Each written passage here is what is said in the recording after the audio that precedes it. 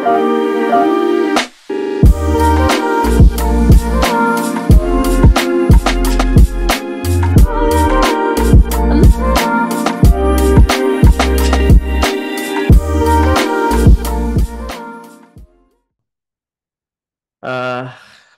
Teman-teman semua, selamat pagi. Mudah-mudahan pada pagi hari ini kita diberikan kelancaran ya dalam urusan kantor maupun di luar kantor. Eh, Tema pada pagi hari ini saya tidak membawakan tema yang berbau teknologi informasi ya, karena sudah banyak gitu kemarin yang apa namanya materi-materi mengenai teknologi informasi. Untuk hari ini eh, sengaja saya bawakan tema di luar teknologi informasi itu tentang self-awareness. Nah, apa kemudian yang menginisiasi saya untuk memberikan tema ini? Karena hal ini adalah hal yang saya lakukan berjalan sekitar 2 tahunan gitu. Dan triggernya itu dimulai di tahun kemarin ya, ketika ada sebuah insiden mengganti pasta di laptop ya, yang ternyata berakibat pada eh, terbakarnya itu ya, motherboard ya. Jadi apa namanya eh di situ titik awalnya gitu. Nah, kenapa kok bisa jadi ini Mas Latif tahu nggak? Mas Latif? Ya, karena Mas Latif tahu ceritanya gitu ya. Itu titik awal di mana saya merasakan apa ya? Ya bukan keanehan ya, cuma lebih ke menghadapi masalah itu tuh saya nggak panik gitu, nggak panik, nggak apa namanya, tidak eh terlalu apa ya terlalu overthinking gitu, malah ya ya udah gitu. Ini kesalahan saya, coba saya bawa dulu ke tempat servis dan ternyata harus diganti sak laptop gitu kan, harus diganti satu laptop gitu karena motherboard laptop kan beda ya sama motherboardnya apa namanya komputer gitu. Nah lalu di kejadian berikutnya waktu PKN gitu ya, terdapat salah satu peristiwa gitu ya. Mungkin teman-teman yang JS sudah mendengar karena itu sungguh viral sekali gitu. Mungkin beberapa orang juga sudah mengetahui. Nah, di titik itu pun eh, terjadi lagi gitu. Ketika ada masalah besar, enggak panikkan juga gitu. Eh dan sempat ditegur ya sama teman KKN juga gitu. Karena eh lo kok kamu nggak marah gitu. Ya kenapa harus marah kan? Kita cari tahu dulu siapa gitu. Cari tahu siapa yang ngefitnahnya gitu ya. Terus eh karena kita kan ya karena saya pun nggak punya jabatan apapun ya di fakultas dia, saya berharap ke DPM tenang masih ada jalannya. Jadi timbulnya tuh selalu solusi gitu, nggak yang di apa ya, nggak yang didramatisir gitu. Cuma di sisi lain saya juga merasa aneh gitu. Apa namanya, eh, saya ini kenapa gitu, kok eh, udah banyak orang yang suka menegur kayak kalau saya tuh suruh marah, terus kenapa nggak panikan gitu ya, selalu dibilang kayak gitulah. Kenapa selalu apa ya, penyelesaiannya tuh ya selalu dengan tenang gitu. Ya saya pun akhirnya kepikiran ya gitu, apakah saya kena mental gitu ya, atau psikisnya sudah kena gitu. Makanya apa namanya, akhirnya saya coba tanya. Kebetulan kan ya alhamdulillah keterima di BSI ya sebagai junior staff awalnya. Terus ternyata di human capitalnya ada apa namanya, ada konseling gitu. Jadi saya coba tanyakan. Ya ternyata memang apa namanya, jawabannya itu karena sudah memahami polanya gitu ya, sudah memahami patternnya gitu. Kalau ada masalah ini, oh ya udah gitu.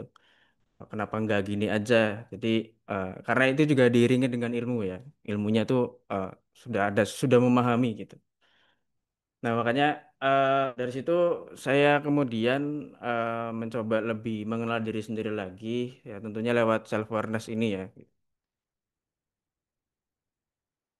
Kalau pengen panik bisa coba. Oh iya, itu sungguh panik ya Mas ya kalau itu. Itu ya. eh Mas, ini bisa saya bisa. Oh, bisa. Will stop order participant computer should share. Sharing share screen will stop order participant computer sound share. Do you want to continue? Masih aja, oke.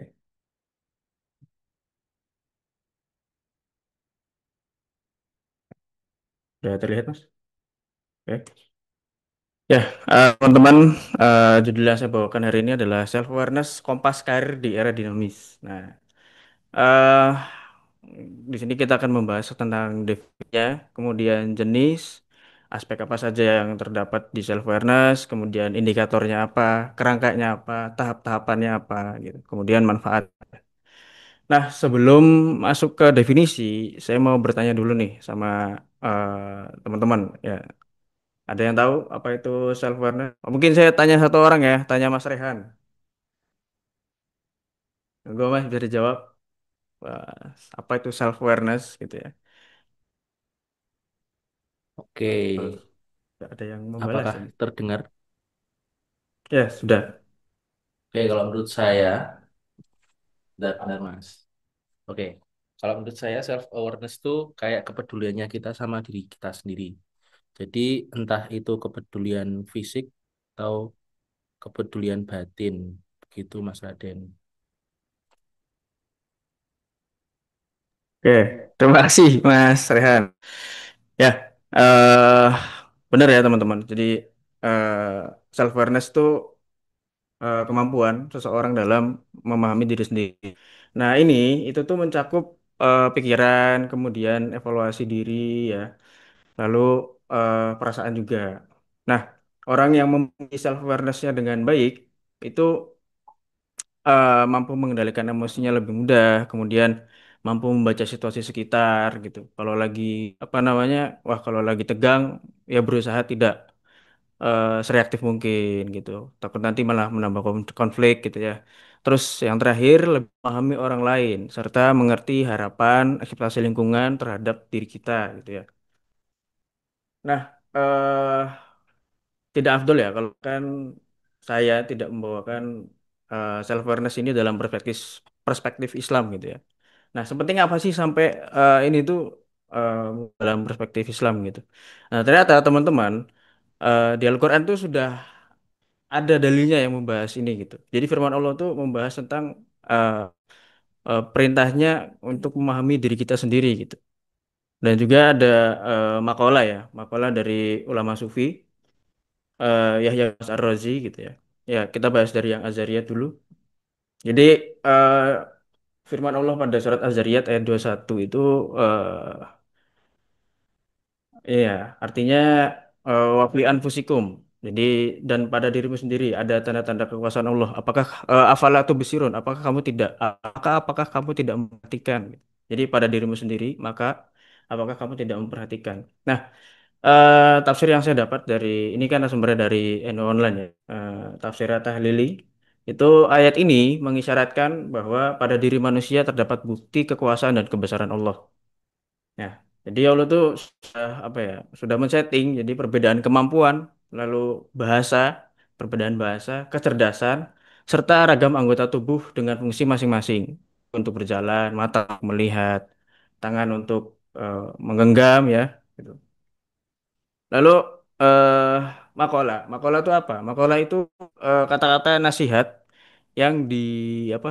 Yang dilontarkan melalui ulama gitu. Jadi berbeda dengan hadis ya. Kalau hadis kan memang kata yang diucapkan oleh Nabi Muhammad gitu. Kalau makola itu dari ulama. Nah, Makola ulama Sufi Yahya bin Mu'az Ar-Razi itu mengatakan eh, dalam kitabnya Ibnu Athaillah ya, Ibnu Athaillah Lataif Al-Minan. Jadi man nafsahu faqad arafa rabbahu. Barang siapa yang mengenal dirinya, sungguh ia mengenal Tuhannya. Nah, dalam kitabnya Ibnu Athaillah Al-Minan itu ditafsirkan bahwa pengenalan diri, ma'rifatun nafs adalah langkah awal menuju pengenalan kepada Allah Ta'ala, ma'rifatullah gitu. Gitu. Karena ketika kita menyadari kelemahan, terus kita menyadari juga keterbatasan, batas-batas dalam diri kita yang membuat kita tuh bisa betapa agungnya eh, Allah Subhanahu Wa Ta'ala gitu. Nah, kesadaran ini tuh bukan untuk merendahkan diri sendiri, akan tetapi justru malah kita itu mengakui bahwa segala sesuatu yang ada dalam diri kita itu memang dari anugerahnya Allah Subhanahu wa Ta'ala gitu ya. Tuh, teman-teman. Nah, selanjutnya tadi kan kita sudah ya setidaknya dua poin ini cukup ya gitu. Dua poin ini cukup menjelaskan bahwa self awareness juga penting gitu dalam kacamata agama. Nah, selanjutnya kita ke jenis-jenis self awareness, type of self awareness. Ada dua ya, teman-teman. Yang pertama internal, jadi kesadaran diri yang berfokus pada diri sendiri. Nah, ini tuh contohnya seperti apa passion kita gitu. Terus nilai-nilai yang kita anut. Nilai-nilai yang kita anut itu misalkan saya pernah mendengar ya, eh, kalau makan itu nggak boleh sambil lihat HP gitu. Nah, terus mungkin yang lebih relate ke kita diaduk sama nggak diaduk. Ya, itu. Kalian tim yang mana nih guys? Tim bubur diaduk apa nggak diaduk gitu. Nah, itu kan nilai-nilai yang kita anut gitu. Terus selanjutnya ada peran kita di lingkungan gitu. Peran kita di lingkungan nih kita sebagai apa di ya di tim kita itu sebagai apa atau di rumah tuh kita ya sebagai anak gitu ya. Sebagai bapak, sebagai mama, sebagai ibu, sebagai orang tua. Nah, itu. Nah, dengan kesadaran internal yang baik ini, hidup itu lebih terasa bahagia gitu.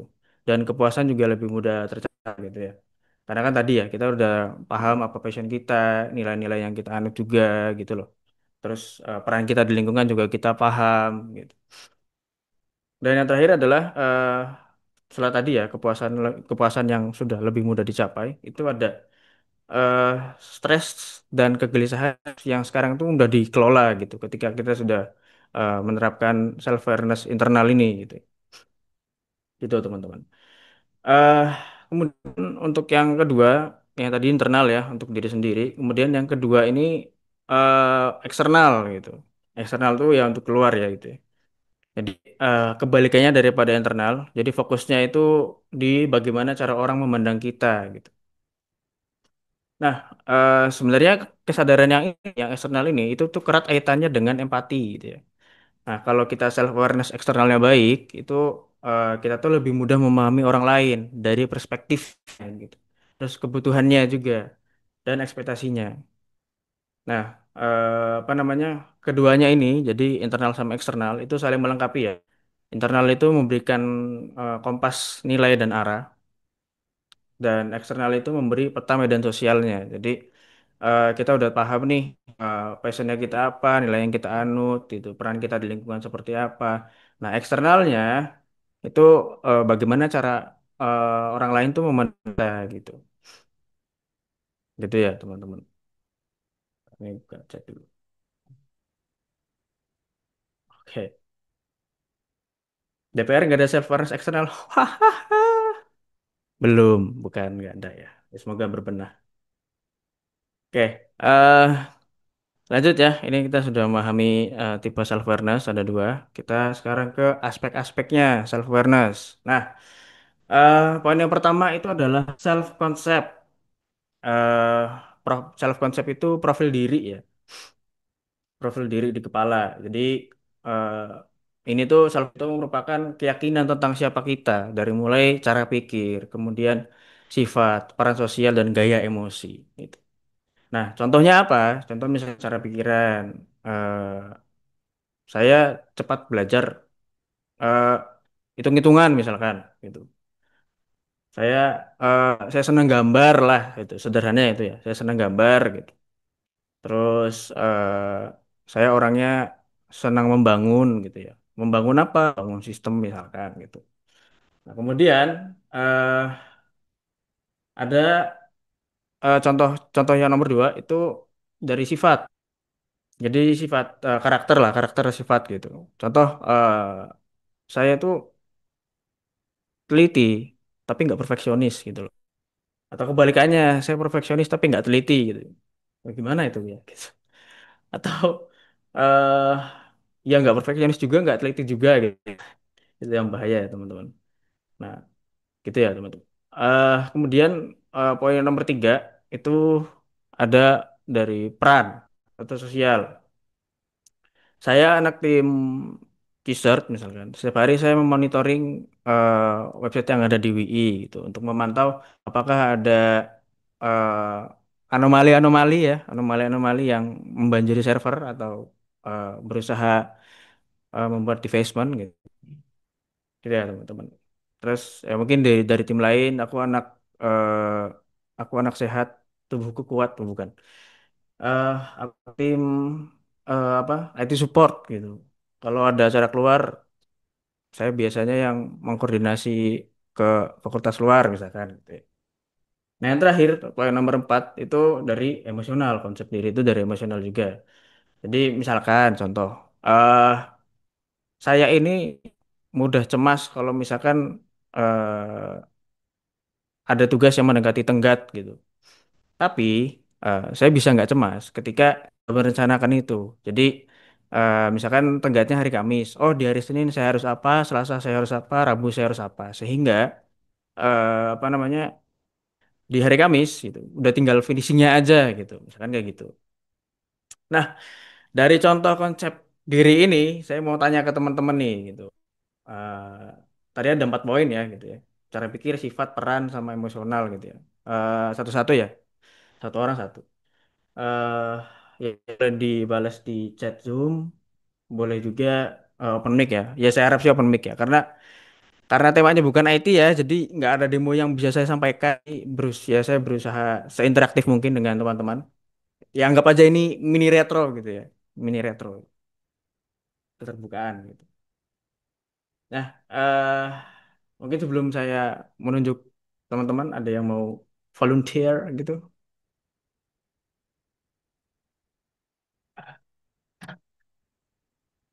Ada yang mau volunteer teman-teman?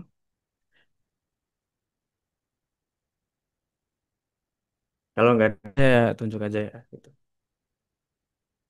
Oke, dari cara pikir dulu ya, cara pikir. Mas Abirama Senju, Abirama Senju, Abirama maaf.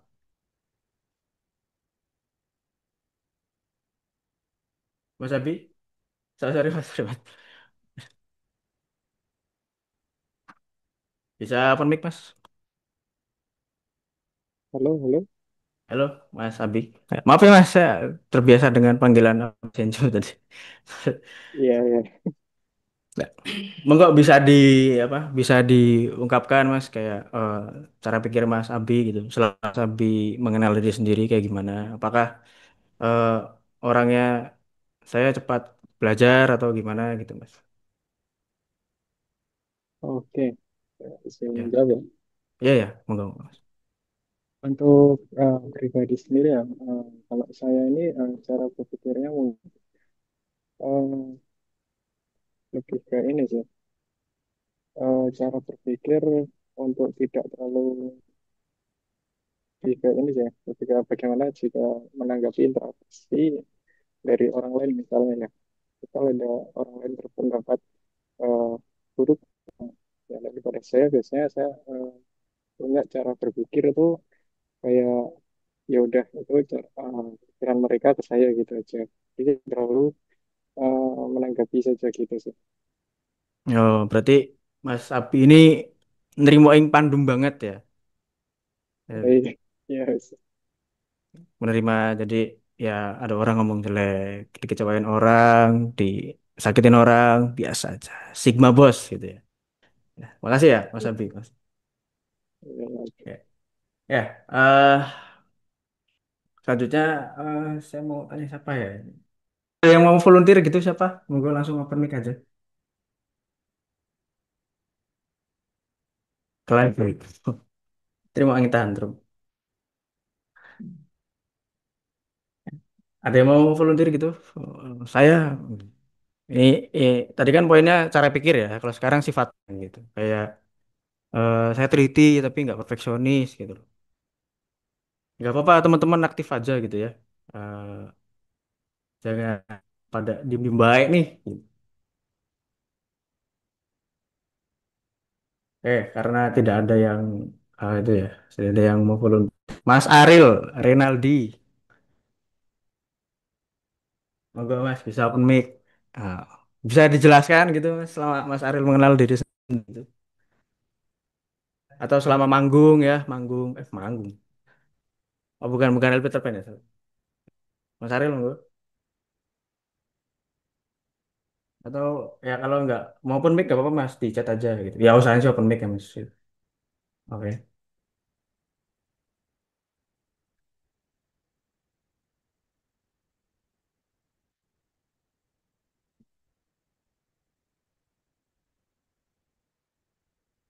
udah. Oh Mas Saifu. Atau mau Mas Saifu aja ini. Mas Saifu?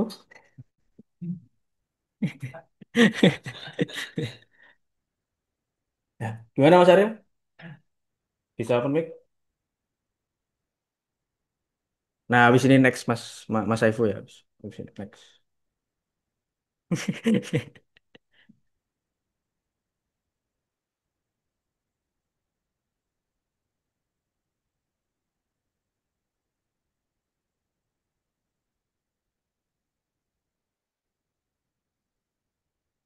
Gimana Mas Ariel?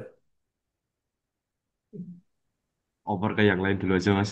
Apa ke yang lain dulu? Baik, Mas Ifu. Monggo dari Mas Ifu. Tadi apa? Ikhlas adalah Mas Ifu. Oh, Mas Ifu adalah ikhlas gitu ya.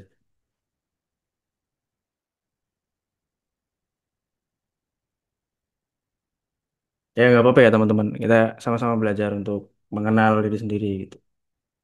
Ifu, I-nya ikhlas. Oh, ya. Siap, siap.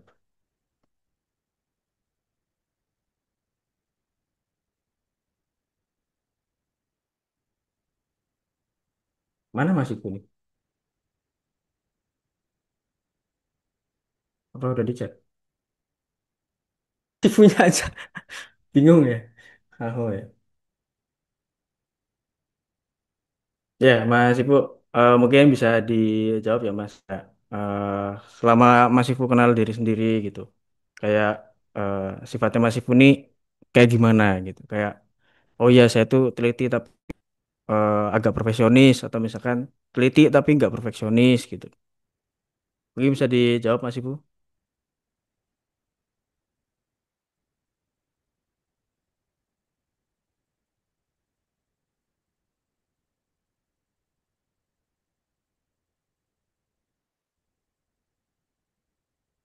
Kurang teliti, oke.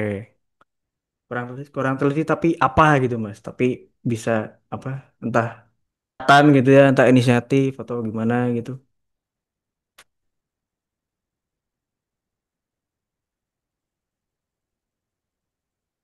Oh, kata Mas Pandu kurang teliti tapi berani, jiwa bulldozer.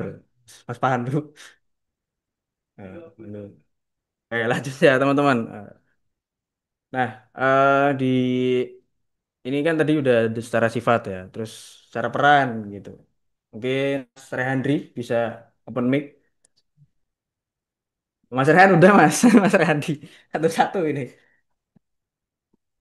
Mas Rehandri open mic Mas Gimana gimana? bisa ya bisa mungkin bisa dijelaskan selama Mas Rehandri kenal sama diri sendiri gitu. Dari secara sosial perannya gitu kayak saya anak contohnya gitu saya anak tim IT support gitu bagian UX desainernya kalau misalkan ada desain website baru saya gitu mungkin bisa dijelaskan Mas Ntar atau masih kurang paham nih. Mungkin kasih contoh dulu ya. misalkan saya dulu anak kom A saya menyusun konsep acara gitu contohnya gitu Mas mungkin bisa dijelasin perannya Mas Ya, Rehandri di BSI gimana gitu. ya kalau sebagai peran ya tentunya ya mengelola website ya. Maksudnya dengan Hmm. membuat UI baru yang mengupdate sih dari sisi tampilan dan panduan. Ya secara general umumnya gitu Mas Raden. Oh ya terima kasih Mas Rehan seperti itu ya.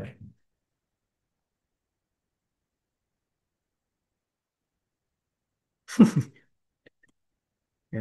Terus ini tadi kan udah tiga ya cara pikir sifat. Nah sekarang secara emosionalnya gitu.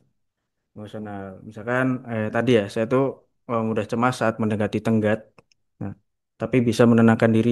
Ada rencana yang jelas gitu ya. Gitu. Nah mungkin eh, karena tadi udah tiga ya, kayaknya udah cukup. Kalau terlalu apa ya, bertanya ini nanti mengulur-ngulur waktu gitu ya. Makanya aktif teman-teman gitu. Biar ayo biar lebih interaktif gitu ya. Nah, tadi baru poin pertama ya, self concept. Nah, poin yang kedua, kita lanjut ya. Itu ada namanya self esteem. Jadi ini tuh mengenai harga diri gitu. Nah, self esteem ini itu tuh penilaian mengenai seberapa berharga diri saya gitu. Nah, ini tuh bukan kesombongan ya, tapi justru malah rasa yang nantinya akan eh, membuat kita berpikir bahwa oh iya saya tuh pantas dan saya tuh cukup dan saya bisa belajar gitu loh. Nah, self esteem ini penting. Yang pertama, eh, ketika kita menghargai orang lain, ketika kita menghargai diri sendiri, kita juga lebih mudah untuk menghargai orang lain gitu. Contoh,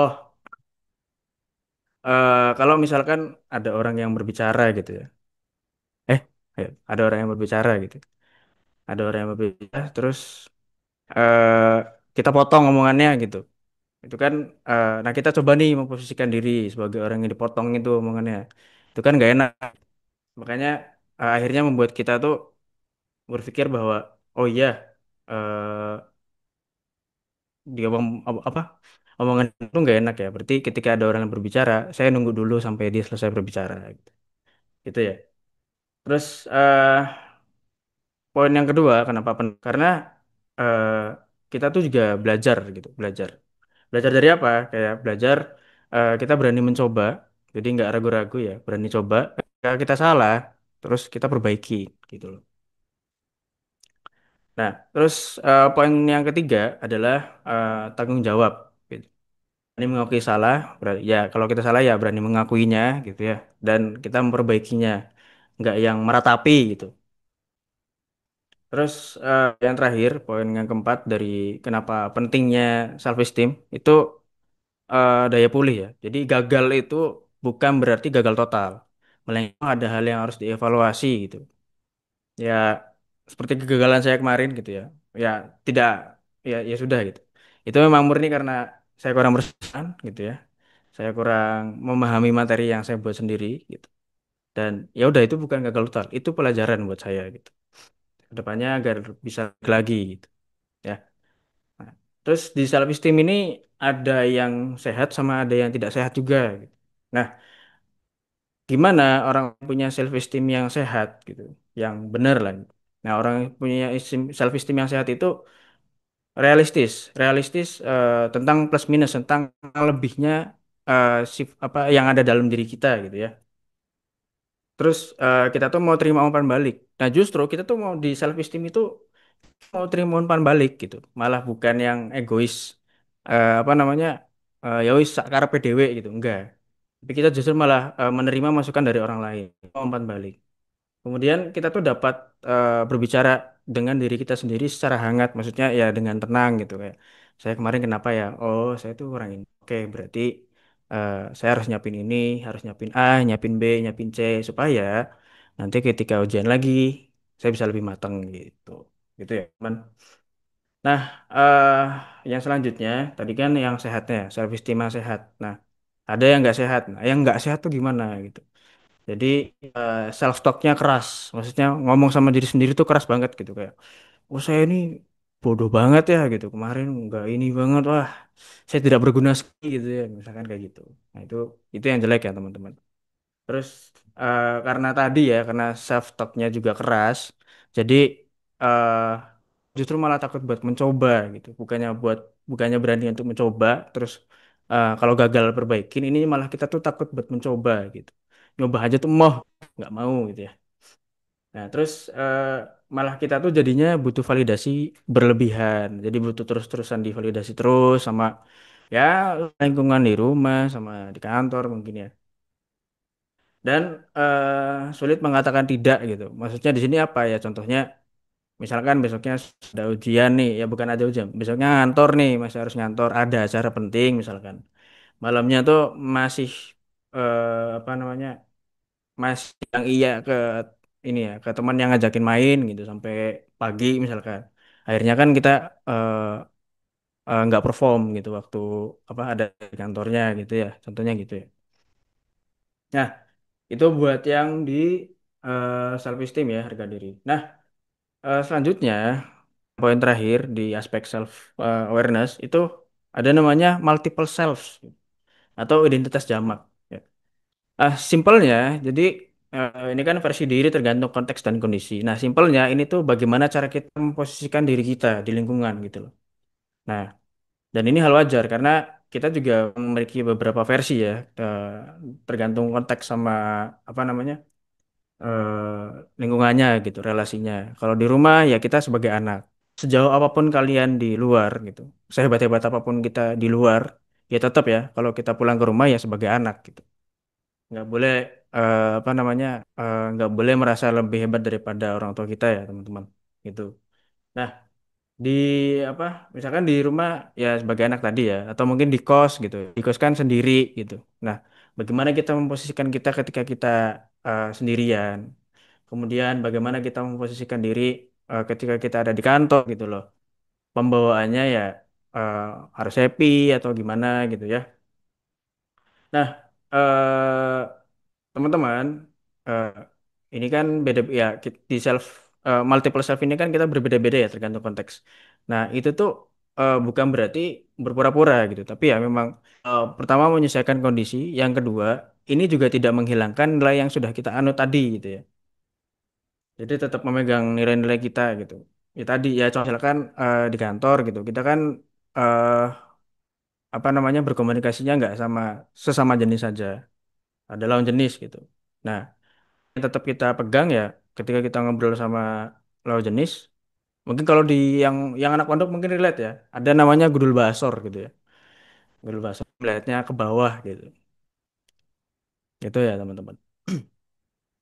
Atau ya tidak apa ya tidak flirting gitu misalkan atau bercandanya tidak berlebihan kan, eh, teman-teman kan bercandanya satu orang ke orang itu kan beda-beda ya bercandanya gitu ya, terus sama saya Abi juga beda gitu bercandanya gitu teman-teman. Nah, ini merupakan aspek self awareness. Nah, selanjutnya kita akan bahas mengenai indikatornya nih, indikator self awareness-nya. Yang ini tuh menurut penelitian Adam ya tahun 2008. Jadi eh, yang pertama itu memahami diri sendiri gitu ya. Nah, maksudnya apa? Jadi tahu kondisi dan arah yang diinginkan. Nah, keputusan yang diambil ini, jadi ketika kita memahami diri sendiri, keputusan yang diambil itu malah mencerminkan jati diri kita dan siap dipertanggungjawabkan. Nah, contohnya gimana gitu. Eh, saya tahu nih dari dulu saya senang gambar. Akhirnya saya masuk ke UX misalkan gitu. Terus ternyata eh, ada tawaran masuk backend, ya kan nggak bisa gitu ya, karena bukan apa namanya bukan apa dia nggak bakal enjoy misalkan kayak gitu. Atau mungkin ada eh, ada backlog yang itu di luar kapabilitas kita gitu. Itu kan bisa dikomunikasikan lagi gitu ya. Karena kita paham sama kondisi diri kita gitu. Gitu. Yang nomor dua di apa indikator self awareness ini itu ada menyusun tujuan hidup dan karir gitu. Jadi maksudnya kita tuh punya arah yang selaras dengan minat dan bakat. Kemudian diterjemahkan lagi menjadi target nyata gitu dengan langkah besar. Contoh misalkan setahun ini saya belajar cyber security. Nah, kemudian eh, realitasnya target nyatanya gitu. Oh, bulan ini saya harus paham fundamentalnya gitu. Bulan depan saya harus belajar penetration testingnya gitu. Terus untuk itu saya perlu sertifikasi gitu ya, sertifikasi ya banyak ya di cyber security. Mungkin di apa di selain cyber security juga banyak gitu. Banyak sertifikasi yang lain gitu misalkan ya. Terus itu ya yang nomor dua. Yang nomor tiga adalah membangun relasi dengan orang lain. Nah, ini menjelaskan bagaimana caranya kita berinteraksi dengan sehat. Jadi kita mendengarkan, kemudian aktif, memberi dan menerima feedback juga, kemudian melakukan kolaborasi dan eh, kita juga dapat mengelola konflik gitu ya. Jadi di kantor gitu ya, kan eh, setegang-tegang apapun tidak membuat konflik gitu, misalkan kayak gitu, malah cair gitu ya. Terus power 4 itu ada ini ya, membangun nilai keberagaman. Jadi di poin ini agama itu tetap menjadi pedoman untuk menuntun hidup lebih bermakna gitu. Kemudian karena tadi ya agama sudah menjadi pedoman, maka agama juga menjadi kompas etika. Maksudnya apa? Jadi eh, jujur, amanah, terus kemudian adil gitu ya, sambil menghormati perbedaan eh, tim lain gitu. Jadi eh, perbedaan kan wajar ya gitu. Kayak pendapat A ya ya pendapatnya A gitu, si B pendapatnya C misalkan gitu. Itu kan wajar ya dalam dunia kerja terutama ya. Nah, ketika kita sudah menghormati perbedaan, terutama di tim lain, itu juga membuat eh, hidup dan kerja itu lebih bermakna gitu. Terus membangun nilai keberagaman ini menolak jalan pintas yang melanggar etika, misalkan manipulasi data, misalkan gitu ya, manipulasi data, misalkan. Terus eh, contoh mungkin contoh lainnya gitu, itu mengatur jadwal ibadah, mengatur jadwal agar ibadah juga tidak terganggu, misalkan. Jadi tetap dapat beribadah tanpa mengganggu pekerjaan, waktu-waktu pekerjaan. Nah, poin yang kelima itu menyeimbang kebutuhan diri dan komunitas. Jadi pada poin ini nih tidak egois pada tujuan pribadi gitu. Jadi kita juga mempertimbangkan dampak apa yang sudah kita lakukan itu ke tim sama ke organisasi juga. Nah, contoh kerjanya ya mungkin yang relate sama kita itu eh, ini ingin cepat selesai nih tasknya nih, backlognya cepat selesai gitu. Apa namanya? Cuma apa namanya? Kitanya egois gitu, pengen apa? Ya pengen nambah backlog lagi ya, Mak. Harusnya malah senang ya. Ya, ya pokoknya gitulah gitu. eh Selanjutnya ya di poin yang selanjutnya itu poin yang terakhir sorry itu tentang mengontrol diri. Jadi kita tuh malu kita tuh malu kita tuh mampu memilih respon-respon alih-alih apa respon-respon yang positif alih-alih kita tuh reaktif gitu. Sadar kalau misalkan setiap tindakan kita itu memiliki konsekuensi yang baik dan buruk gitu. Nah misalkan eh apa namanya waktu ngoding ada error misalkan terus kan udah di udah dipepet nih gitu suruh apa backlognya cepat diselesaiin kode diselesaiin akhirnya kan bikin kita panik gitu ya bikin kita panik terus apa namanya sehingga kita tuh apa namanya malah tegang ya malah panik ya akhirnya kesel atau malah ngeblank gitu ya. Nah ini coba ditarik napasnya tenang dulu habis itu baru coba di apa namanya coba dikerjain lagi gitu ya. Nah, selanjutnya ini kan sudah tadi udah jelas ya indikatornya. Nah, sekarang ke kerangkanya gitu. Ada 5 poin ya. Yang pertama itu attention, perhatian. Nah, attention ini jadi kemampuan mengarahkan fokus ke internal gitu. Apa yang kita rasain, apa yang kita pikirin gitu. Atau eksternal gitu. Apa yang terjadi. Nah, contoh misalkan tadi ya eh ada kode yang error itu kan eksternal gitu. Nah, internalnya eh misalkan eh, kita merasa tadi ya panik gitu ya karena DB-nya dihapus misalkan tadi gitu. Nah itu kan apa namanya kita kan jadi frustasi gitu ya itu apa namanya coba di eh, secara eksternalnya jadi fokusnya itu dialihkan dulu ke faktanya karena kan kita lagi panik ya di kenyataan di realitanya kita lagi kenapa gitu oh kita oh ternyata DB-nya kemarin ada apa gitu sehingga kita oh ya udah kita benerin dulu biar apa rasa frustasinya juga tidak terlalu berlebihan gitu. Nah, terus yang poin kedua itu ada wakefulness atau kesiagaan. Jadi tingkat kewaspadaan gitu ya. Nah, dan ini kan kewaspadaan itu kan bisa diatur ya. Jadi misalkan pagi-pagi kita jangan makan banyak gula dulu karena kalau misalkan kita makan banyak gula ngantuk nanti gitu kan. Nah, itu ya, itu kan kesiapsiagaan gitu. Terus ini fokus di nggak di jam 8 misalkan, di jam setengah 10 misalkan. Jadi jam 8 tuh kita ngerjain hal-hal yang lebih mudah dulu, kemudian hal lainnya kita kerjain di setengah 10 karena itu fokus yang kita fokusnya kita tuh di situ misalkan. Gitu ya. Nah, terus ketiga arsitektur. Ini bukan arsitektur keamanan informasi ya, Mas Latif. Ya, arsitektur itu lebih kepada hard kita gitu, tubuh kita gitu loh. Misalkan tidurnya harus 7 jam biar kita nggak ngantuk-ngantukan terus pas di kantor. Makan nih pagi-pagi jangan makan pedas karena nanti ada panggilan alam pasti jam 9 misalkan gitu ya. Gitu ya teman-teman. Nah, terus poin nomor 4 itu adalah mengingat pengetahuan, recall of knowledge. Nah, ini tuh eh proses mengambil informasi tentang diri dan dunia dan dunia sekitar gitu ya. Jadi ini tuh kasarnya kita tuh tahu polanya gitu. Pola pola permasalahan. Kayak misalkan, oh ada bug ini. Dulu saya pernah, biasa kan di BSI bikin dokumentasi ya. Dulu saya pernah bikin dokumentasi ini gitu.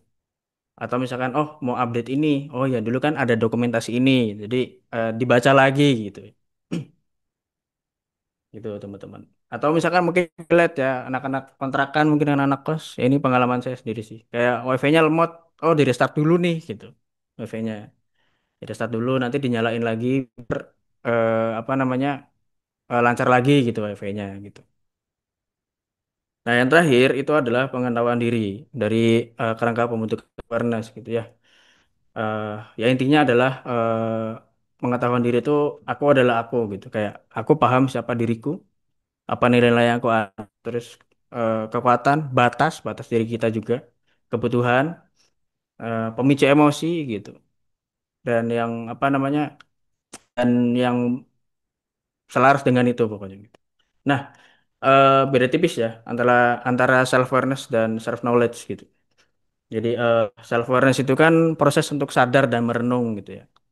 Nah, self kalau self knowledge itu isi yang sudah kita tahu tentang diri itu apa gitu. Petanya diri kita lah gitu ya. Nah, contoh misalkan contohnya apa? Self knowledge nih. Eh, oh nih kalau kita ngopi malam-malam, kita kan misalkan orangnya sensitif terhadap kafein gitu. Kalau ngopi malam-malam malah kita nggak bisa tidur. Ya jangan minum kopi gitu. Kalau minum kopi ya malah malah apa malah nggak bisa tidur kan akhirnya kita malah milih apa kita milih teh gitu. Ya kalau nggak milih teh mungkin air putih lah gitu ya atau minuman yang lain gitu. Nah terus, itu kan secara itu ya secara makanan gitu. Nah ada yang mungkin secara sosial bisa kayak kan mungkin beberapa relate di kita ya. Habis kita sosial banyak sama orang ketemu banyak orang kita tuh capek gitu ya kayak mau ngapa-ngapain tuh aduh tar dulu deh gitu butuh butuh space butuh sendiri gitu kan. Ya, contohnya kayak gitu itu self knowledge teman-teman. Nah, yang terakhir ini juga ada di finansial ya, di keuangan gitu. Kayak saya ini impulsif banget kalau dapat gaji dari BSI misalkan. Beli apa gitu ya. Beli apa? Beli Garmin misalkan ya. Nggak beli yang lain gitu. Atau beli kebutuhan lah. Nah, akhirnya kita pasang aturan sendiri buat diri kita. Oh, ini yang saya butuhin apa? Misalkan, oh saya kurang di kemeja. Oke, berarti saya beli kemeja dulu. Yang lain nanti gitu loh. Gitu. Oh iya, padahal ke Ventel lebih tinggi ya, Pak. Ya tadi salah satu contoh, Pak. Ya, itu ya teman-teman mengenai kerangka pembentukan self awareness. Nah, selanjutnya ini tahap pembentukannya self awareness gitu. Nah, jadi ada 4 poin ya gitu. Yang pertama, ini tahap ketidaktahuan. Jadi tahap ketidaktahuan tuh kayak ya udah banyak yang berjalan otomatis gitu. Belum sadar apa yang dirasa sama eh, kenapa bereaksi kayak gitu. Contohnya misalkan ya tiba-tiba marah karena banyak dikempesin misalkan gitu ya. Jadi kita nggak ya udah marah-marah aja gitu. Cuma kita nggak tahu nih kenapa gitu. Padahal kan ya namanya dikempesin kan kayak itu ya apa namanya ya kesel kan kenapa harus dikempesin gitu. Nah terus cirinya itu kita tuh sulit menamai emosi gitu dan kita tuh selalu reaktif gitu dan apa namanya akhirnya ikut arus terus gitu ya. Terus resikonya ketika kita membuat resiko dari itu ya, tahap ketidaktahuan ini ya. Itu tuh ketika kita membuat itu asal gitu, tanpa melihat perspektif yang lain gitu ya. Dan eh, relasi kita dengan orang tuh lebih mudah tegang gitu ya, karena karena kita eh, nggak tahu gitu, nggak sadar apa yang kita rasain, sehingga kita tuh kurang terbuka sama orang gitu, dengan apa yang kita rasa gitu, teman-teman. Nah, itu yang poin itu poin pertama. Nah, poin kedua itu tahap berontak. Gitu. Tahap berontak ini apa? Jadi mulai mempertanyakan kebiasaan lama gitu. Kayak tadi ya, kayak kan baik yang berjalan otomatis, tiba-tiba di tahap berontak ini udah lebih tahu kayak oh rasanya ini apa segala macam gitu. Nah, jadi cirinya juga itu banyak bertanya kenapa, kenapa ya kayak gini, kenapa kayak gitu, dan sudah berani bilang enggak gitu. Misalkan ada eh, dirasa kurang pas gitu, atau tidak bukan tidak sependapat ya, atau menurut menurut kita tuh kurang efektif atau gimana gitu ya. Dan apa namanya di tahap berontak ini juga kita sudah bisa mencoba cara baru gitu, menemukan cara baru lah. Nah, cuma resikonya di tahap berontak ini itu over rebel, jadi eh, menolak semua yang lama gitu ya, gitu loh. Nah, terus poin ketiga, poin tahap kesadaran diri gitu ya. Jadi di sini nih kita sudah mampu bercermin, sudah mampu bertanggung jawab gitu ya, memilih dan kita juga memilihnya respon. Jadi bukan kasih lagi gitu. Nah, cirinya gimana? Cirinya itu kita sudah mulai meminta feedback, kemudian kita juga sudah mulai melakukan refleksi. Refleksi itu ini ya cerminan diri kita, kayak bertanya lah, bertanya ke diri kita gitu. Saya tuh hari ini capek kenapa ya? Oh iya, ternyata tidur misalkan. Oh ternyata saya marah gara-gara nggak terima diomong apa gitu. Itu ya. Dan apa namanya eh, cirinya tadi ya selain refleksi rutin, kita juga nilai kita, kemudian ucapan kita sama tindakan kita itu tuh udah selaras gitu. Nah, resikonya justru malah kita overanalisis, kebanyakan mikir ya gitu. Karena tadi kita udah sadar sama diri kita gitu. Gitu. Nah, nomor 4 itu poin yang terakhir ya. Itu tahap kesadaran diri yang kreatif. Maksudnya apa? Jadi kita tuh sudah dapat melihat kebenaran secara objektif tanpa eh, tanpa emosi lah ya. Jadi dan hal ini itu bisa dicapai itu lewat aktivitas ilmiah gitu dan lewat aktivitas religius juga dan kedisiplinan rutin. Nah, jadi itu juga yang membuat perspektif hidup kita lebih luas dan menginspirasi langkah berikutnya, gitu. Nah, contohnya mungkin kita dapat melihat diri secara objektif gitu ya. Terus kita juga apa-apa ya udah gitu. Mungkin agak relate sama tadi yang saya ceritain ya, ketika laptop saya rusak gitu. Oh ya udah, kita bawa eh, ke toko laptop gitu, bukan ke bengkel motor gitu ya. Gitu. Contohnya gitu ya, contoh simpelnya gitu. Nah, cirinya ketika kita udah apa namanya ada tahap kesadaran diri yang kreatif, itu tuh tenang di ketidakpastian gitu. Terus kita fokus sama hal yang kita bisa kendalikan, gitu ya. Nah, terus cuma dari ciri dari dua ciri ini juga ada resikonya gitu. Resikonya apa? Kita merasa sudah, misalnya kita kita merasa sudah cukup sehingga kita tuh berhenti belajar. Padahal padahal yang namanya belajar nggak ada berhentinya ya teman-teman. Harus terus belajar. Gitu. Nah, Eh, selanjutnya, tadi kan udah banyak dibahas ya, gitu. Eh, tadi tuh kita bahas tahap pembentukan, terus indikator, apa, kerangkanya juga, aspek-aspeknya apa. Nah, eh, kita sekarang bahas tentang manfaatnya, self awareness itu apa. Jadi, eh, poin yang pertama itu tetap tenang dan kritis. Karena kita sadar ya emosi yang muncul itu seperti apa. Jadi, kita tuh nggak panik gitu ya. Akhirnya justru malah kita fokusnya ke solusi gitu. Ya tadi ya gitu. Karena saya nggak panik ketika laptopnya nggak bisa nyala, coba bawa dulu ke eh, toko apa? Ke toko komputer gitu. Oh nggak bisa nyala juga harus diganti. Nah itu baru panik. Misalkan kayak gitu, nggak ya?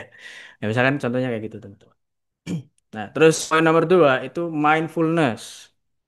Jadi perhatian kita itu nggak kabur ke masa lalu gitu. Malah ke ya udah ke masa sekarang gitu. Saya benar hari di sini. Ya, contohnya misalkan eh makan ya, ketika kita makan gitu ya, tanpa scroll HP, tanpa lihat kita kan bisa lebih menikmati makanannya gitu ya. Bisa lebih menikmati makanannya gitu, bisa menikmati segarnya minuman gitu ya, teman-teman. Itu untuk mindfulness contohnya. Oke, terus poin nomor tiga itu bekerja lebih cerdas gitu. Jadi kita tahu kekuatan, kita tahu batas diri kita gitu ya. Terus kita juga sudah bisa mengatur energi dan prioritas kita seperti apa gitu ya. Nah, contohnya eh, tadi ya sempat sempat dibahas ya. Saya tuh paling fokus di jam setengah 10 gitu. Berarti saya taruh backlog yang berat tuh di sini. Saya taruh tugas yang berat nih gitu. Kalau jam 8 yang ringan-ringan dulu lah gitu. Misalkan ya sisi apa ya nulis dokumentasinya kayak atau apa gitu ya. Gitu teman-teman. Nah, poin nomor 4 itu meningkatkan relasi gitu. Karena kita sudah mengenal diri sendiri gitu ya. Kita juga bisa eh, lebih berempati gitu ya. Terus kita bisa memasang batas diri kita sama orang lain juga gitu. Gitu ya. Ya contohnya tadi ya, kalau kita butuh me time gitu. Setelah banyak ketemu sama orang-orang, jadi apa namanya, kita komunikasiin ke orang-orang gitu ya. Misalkan diajak lagi kayak, udah dulu ya, saya capek ketemu orang gitu. Nah, poin yang terakhir itu menjaga kesehatan secara menyeluruh gitu. Nah, karena kita sudah paham pola diri kita ya, kita kita juga akhirnya merawat tubuh dan jiwa gitu, merawat tubuh dan jiwa kita gitu ya. Nah, tadi ya eh masalah kopi tadi gitu ya, kayak tahu sensitif badannya gitu, atau kayak inilah gitu, apa namanya, perutnya lagi sakit malah makan apa namanya, makan yang pedas ya, itu kan jangan. Jadi harus dijaga kesehatan.